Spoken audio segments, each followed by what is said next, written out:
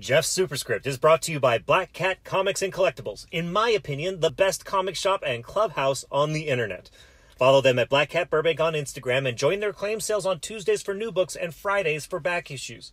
And don't forget to ask about joining their Stray Cats Club for special perks. Hi, I'm Jeff, and welcome to another one of my videos where I take a look at all the new comic books coming out on either March 30th or 31st, 2021. And I asked myself the question, what one new comic book would I buy this week if I could buy just one book? Now, if you wouldn't mind going ahead and prematurely hitting that like button, likes are really great. They're really great for the channel. They're really encouraging for me. I really appreciate every single one of them.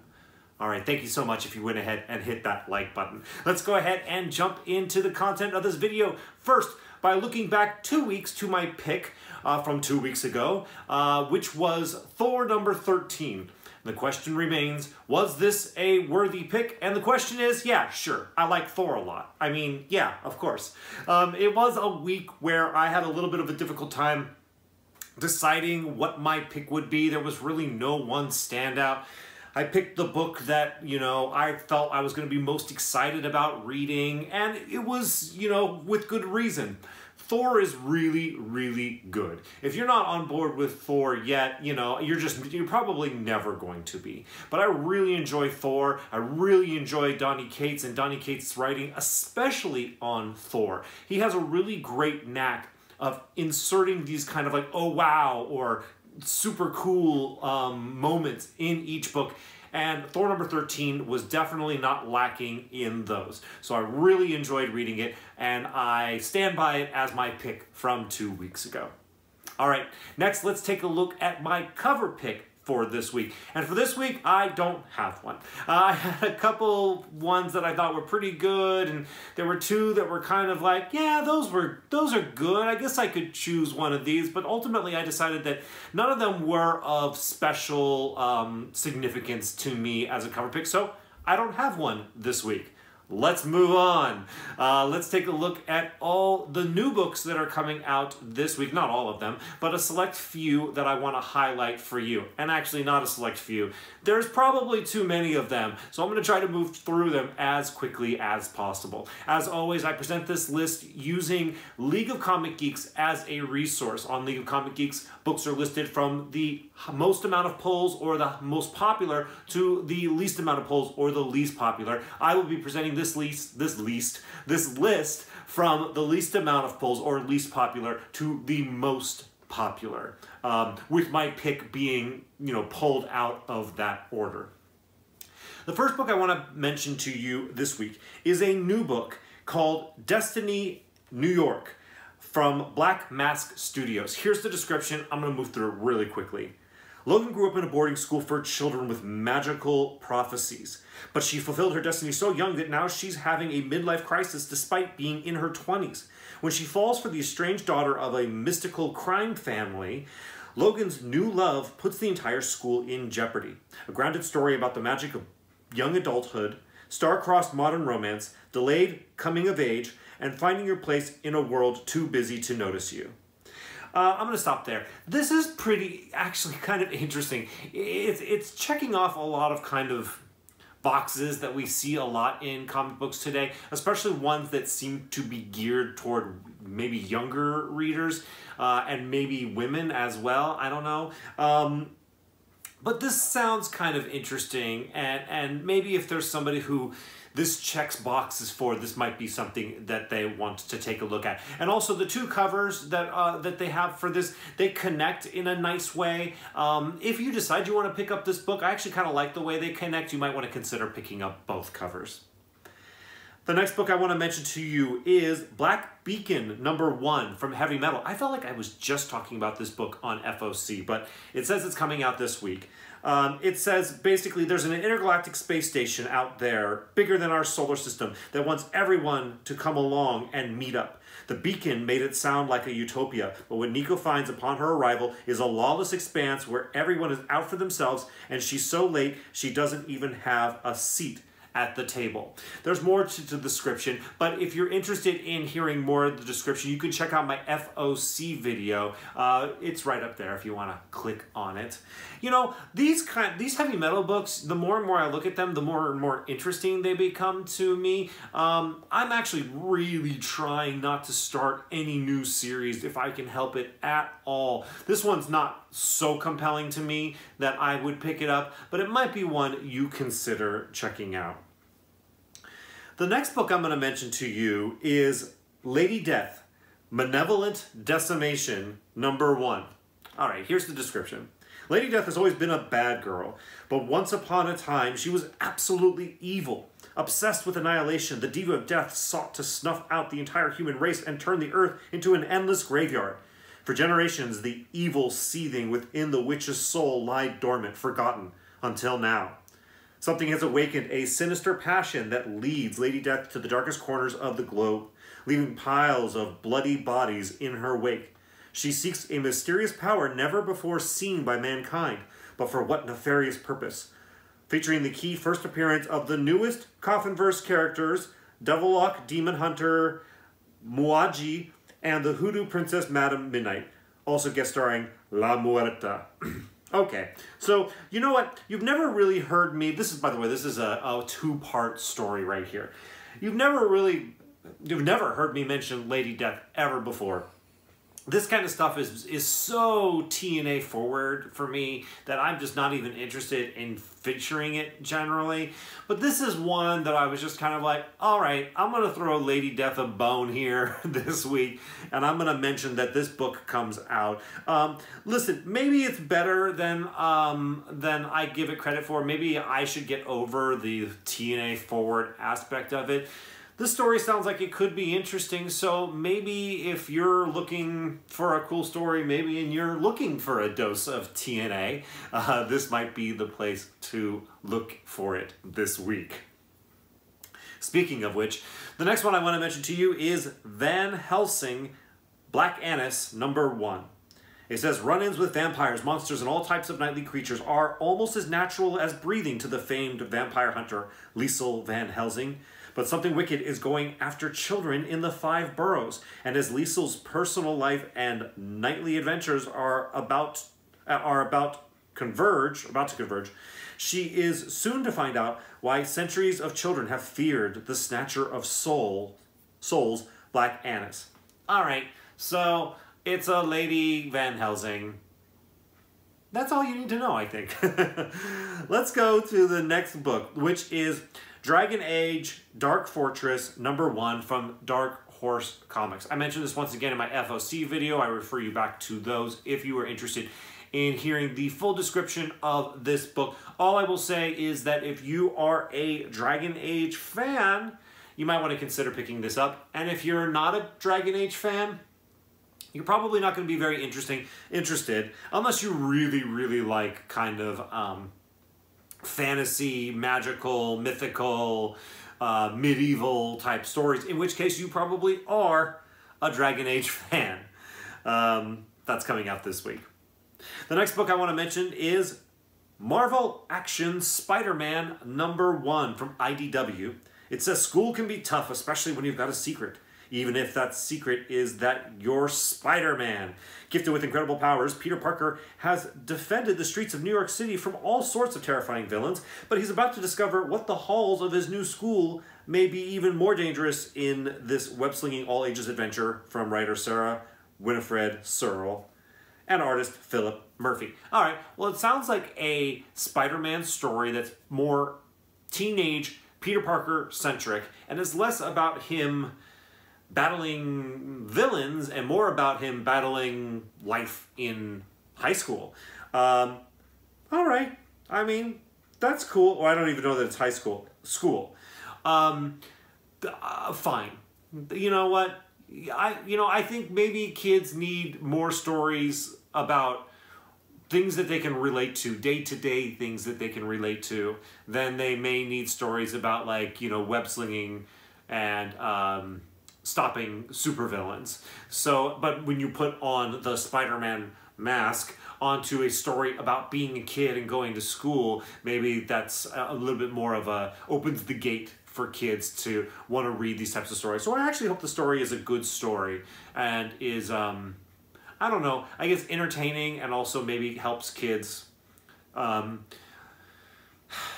of like have a shared experience with Peter Parker and, you know, go like, wow, Peter Parker's going through the same kind of stuff that I'm going through at school. Maybe I can, you know, persevere and soldier on myself. So anyways, maybe I'm giving it too much importance and maybe it's just another just superhero story, but it sounds like it could have cool potential for a younger reader.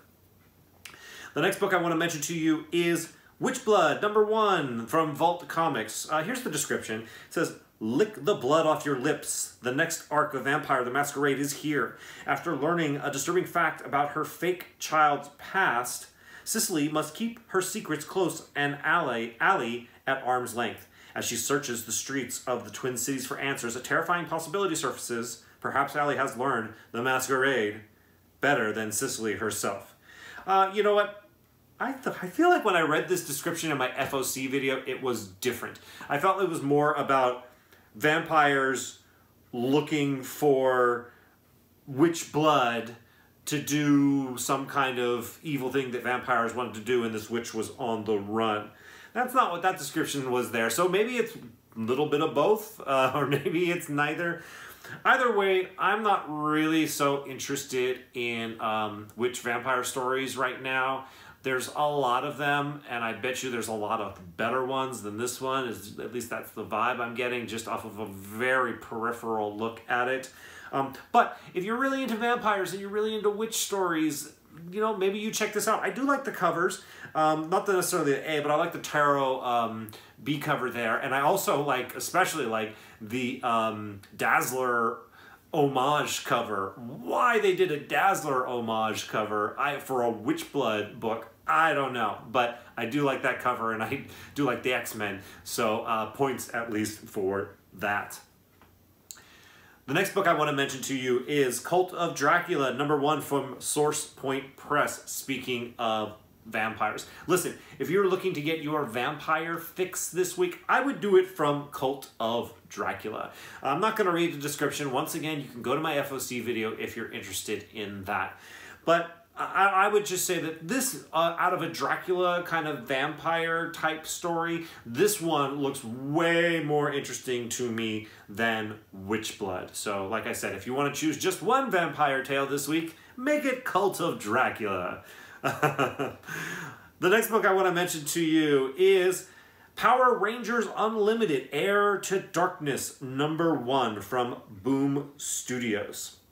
It says, Astronema is one of the most popular Power Ranger villains ever, and her true origin is revealed for the first time in a one-shot directly connected to the events of Mighty Morphin and Power Rangers. Before she became a Power Ranger, a young girl named Caron was kidnapped by bounty hunters and brainwashed into the assassin known as Astronema by two of the greatest threats in the galaxy, Dark Spectre and Escaliptor. But what is Dark Spectre's true plan, and what does it mean for the new Mighty Morphin and Power Rangers teams? Okay, so I don't very often talk about one-shots. In fact, I go out of my way not to talk about one-shots, but I wanted to bring up this one because I know there are a lot of Power Ranger fans out there, and it seems like this is a character that people are interested in. So if you're a Power Rangers fan and you didn't already know that this book was coming out, I bet you're really glad I just mentioned it. So I did it for you. You're welcome. The next book I want to mention to you is Avengers, Curse of the Man-Thing, #1. Here's the description. Burn at the touch of the Harrower. Critically acclaimed writer Steve Orlando makes his Marvel debut with a blockbuster celebration of Man-Thing's 50th anniversary. For decades, the Man-Thing has haunted the Florida Everglades. Now a new enemy has hijacked his body on a quest to take his incendiary abilities global. We wake to fear as gargantuan monoliths menace cities worldwide, with only the Avengers standing between the population of Earth and a planet-wide inferno. Can they save Man-Thing in time to douse the fires? And does the man inside the thing, Ted Sallis, even want to be saved? Introducing a sensational new villain designed by Marvel's Stormbreaker Cameron Carnero, the Horror. Easy for me to not say well. So I don't know much about the Man-Thing. Seems like a really cool character. If you have, man, like I said, if I was buying new books just for the sake of buying new books, I might pick this up. But I'm not going to because I'm not. But if you were interested in a Man-Thing and you don't know much about Man-Thing, but you were always interested, this might be a good one just to pick up and check out. I think it'll give you a nice little dose of what is interesting and maybe relevant and cool about Man-Thing. Also, maybe it has some spec potential in the first appearance of the Horror, H-A-R-R-O-W-E-R, Horror. And maybe it'd just be fun to talk about the Horror when you're talking about the comic books that you picked up this week. Anyways, that's coming out. Check it out if you are interested. The next book I want to mention to you is King in Black Ghost Rider #1 from Marvel Comics. Yes, there are still King in Black tie-ins coming out. And this is a Ghost Rider one, which actually is pretty cool. Let me read the description. The war for Hell's Throne meets the King in Black. All Ghost Rider wants to destroy Mephisto, round up an army of escaped demons, and secure his seat on the throne of Hell. Is that so much to ask? But now a dark god from space has shown up to throw the world into chaos, and some of Johnny's old friends have come to ask for his help. It may take everything they've got to stop this madness, maybe even the devil himself? Listen, the King of Black stuff I've liked. The tie-ins I've been a little bit meh about. This looks like it could be cool.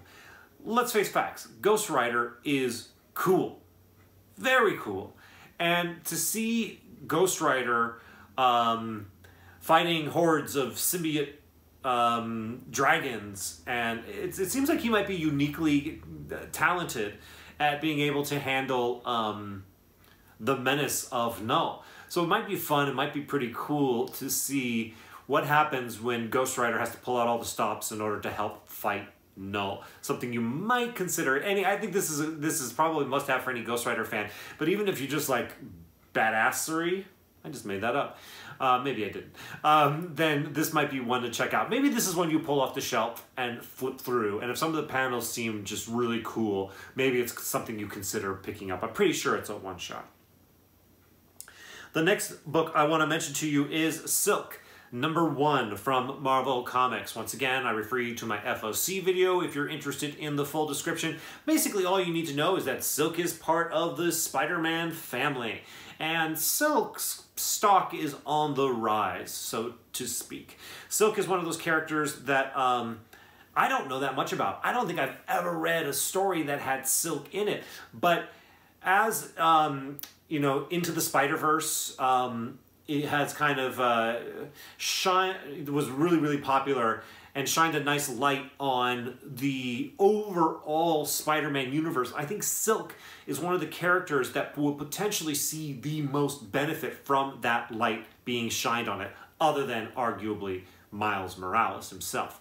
So if you're a big fan of Spider-Man and the Spider-Man universe, Silk #1 is absolutely something you're going to want to check out. And like I said, I think we're going to be hearing a lot more from Silk in the years to come. The next book I want to mention to you is Beta Ray Bill, #1 from Marvel Comics. Now this one is really interesting to me. Similar to Silk, it seems like Marvel is shining a brighter light on Beta Ray Bill. Why? Is Beta Ray Bill going to be showing up in the MCU? Maybe. Seems like it'd be pretty cool, you know.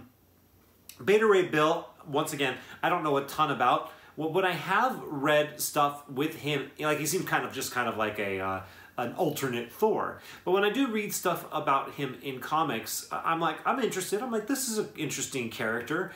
So now he's getting his own book. I forget if it is a limited series or if it's an ongoing. It doesn't say here right away, but I think it's more than a one-shot. So, you know, if you're interested in learning more about Beta Ray Bill, if you're a big Thor fan, you know, or if you're just kind of interested to know what Marvel's got cooked up for the character, might be a book to consider picking up. The next book I want to mention to you, I basically just mentioned it because it's on my pull list and I'm interested in it, barely. It's Symbiote Spider-Man King in Black #5.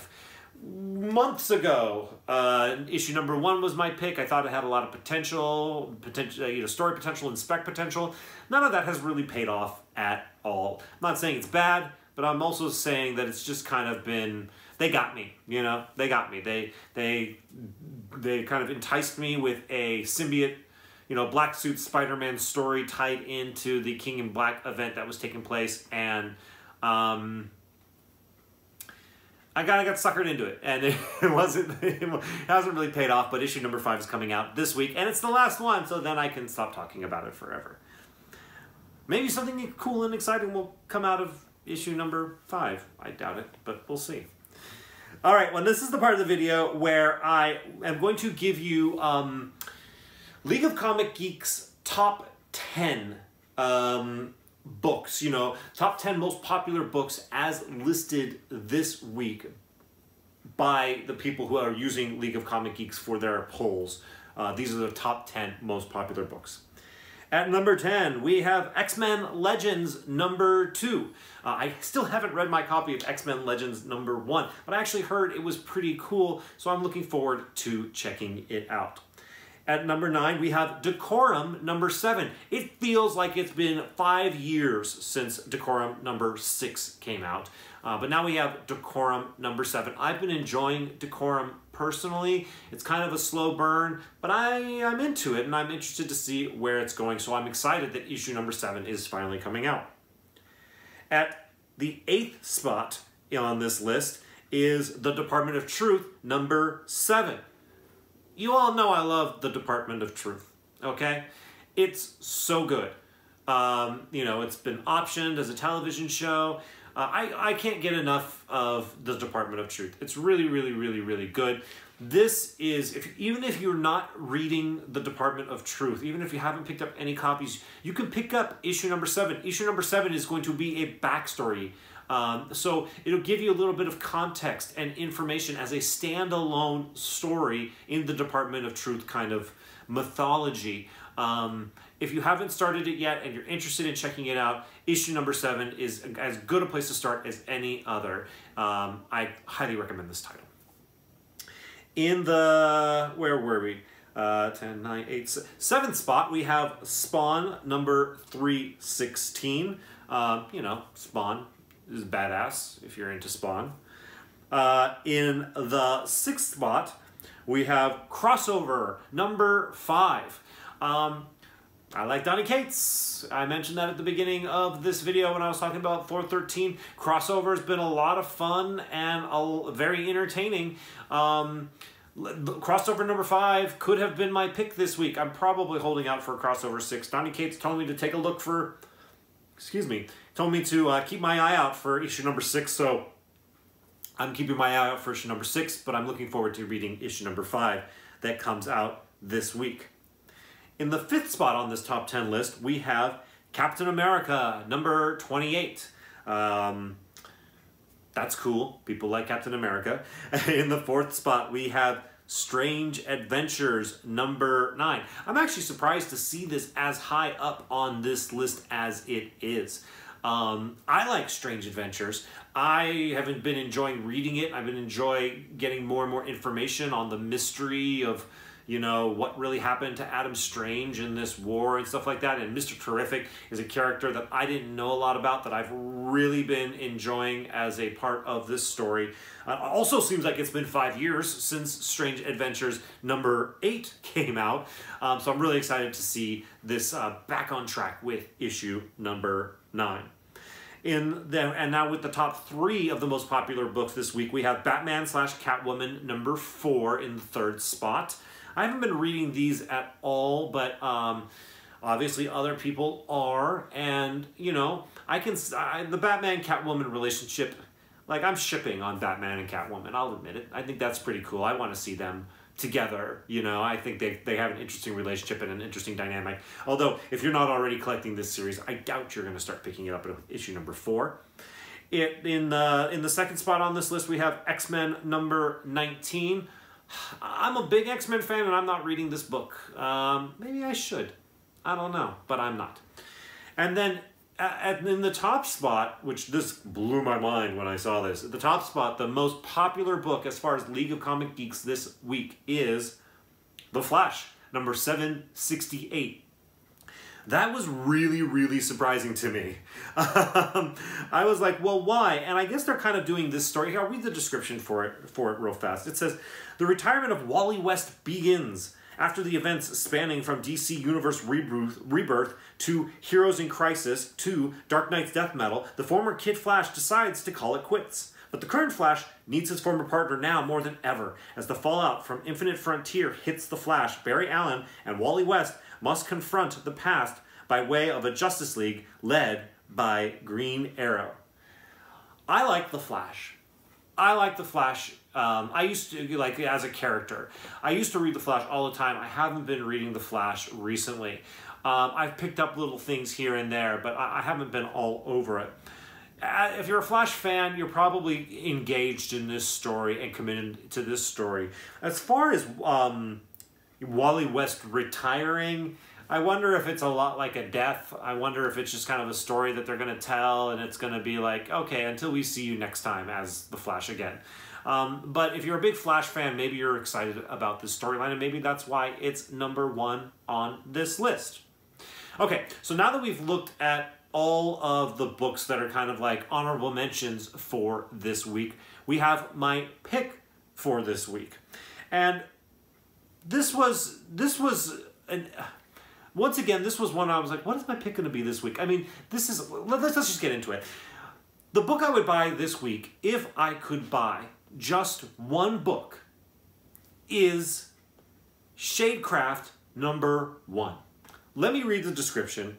It says, Zadie Lau is afraid of her own shadow. She's a teenager, so she really should have grown out of that by now, right? But something weird is happening in her small town. Zadie could swear the shadows are coming to life, watching her, trying to kill her. But how do you fight something you can't even touch? How does all of this tie into her family, of all things? From the creative team that brought you the Eisner-nominated Skyward, writer Joe Henderson and artist Lee Garbett join Zadie Lau as she ventures into the shadows to face her fears and discovers a legacy she never knew she had. The register pitch is the dark tones of Demon Slayer and Something is Killing the Children meets a cast of contemporary teen characters not unlike Veronica Fish and Kelly Thompson's Sabrina the Teenage Witch. Okay, maybe they just threw in the word Something is Killing the Children and I was like, you know, like, I want that, give me that, I love Something is Killing the Children. You evoke the name of it and I'm immediately like, ooh, what's that? But there's more to it than that. It does sound like it's a pretty cool story. And as I'm saying it even right now, I got to admit, man, there's a lot of stories out there that are kind of like horror stories or teenage horror stories. I mean, maybe there's too much of it, but this one sounds like it could be pretty good. It sounds like something that's worth checking out. This is even, so let's say you're just interested in spec potential. Of all the new books that are coming out this week, I think that this book has the most spec potential. In fact, of all the books that I can think of in general that are coming out this week, I think this book has the most spec potential. So maybe you pick it up because you just want to spec on issue number 1. But I also think that the story sounds pretty interesting to me. Interesting enough for it to be my pick in a week that has crossover number 5 in it. In a week that has Department of Truth number 7 in it.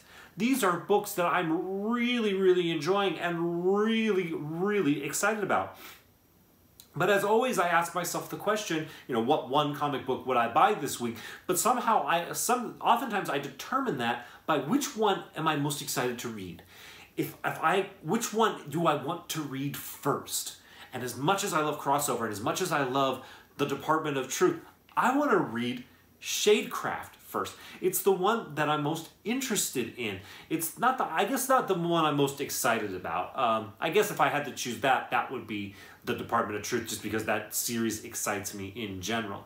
But Shadecraft is the one I'm most interested in and like curious about and most eager to discover, like, what is the deal with this book.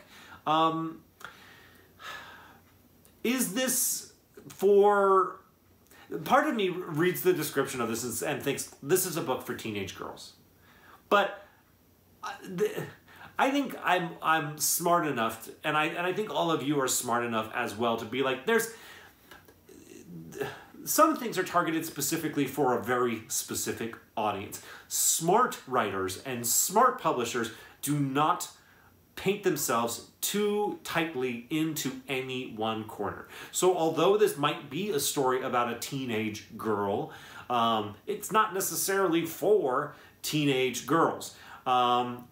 So like I said, in a lot of times in these videos and a lot of times in these picks, it's me going with my gut. Which one, like, I don't know. I'm rambling a bit on this one because frankly, I don't know what to say. It's purely sounds like the most interesting to me. I'm really curious to see what is to come from this title. And that is the reason why this week I have picked it to be the one book that I would buy this week if I could buy just one book.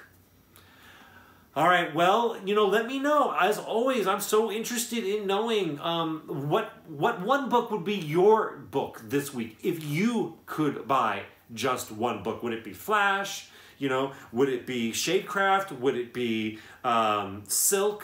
Would it be Department of Truth? Would it be crossover, Batman, Catwoman?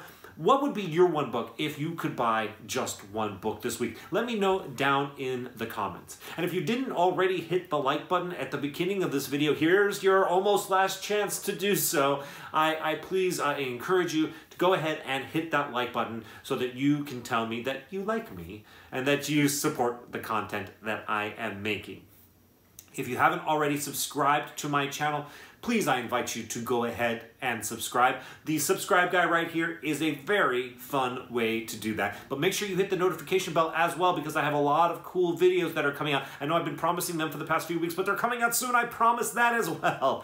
Thank you all so much for watching this video. I will see you in the next one.